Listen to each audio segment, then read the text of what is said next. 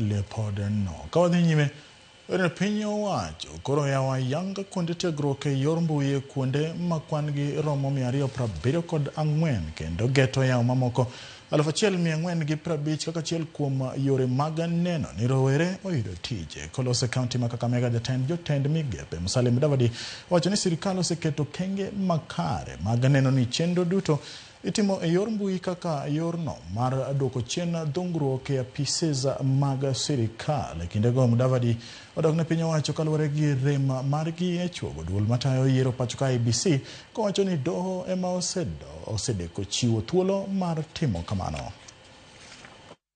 And entrepreneurial competencies.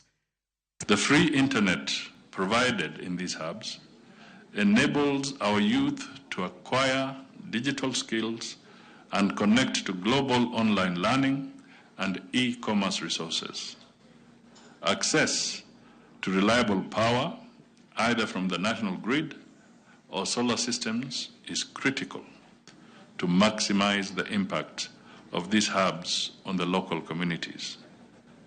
The government has practically demonstrated that leveraging digital technologies enhances efficiency and stimulates opportunities for socio-economic transformation. Understand that the future is moving towards data analytics.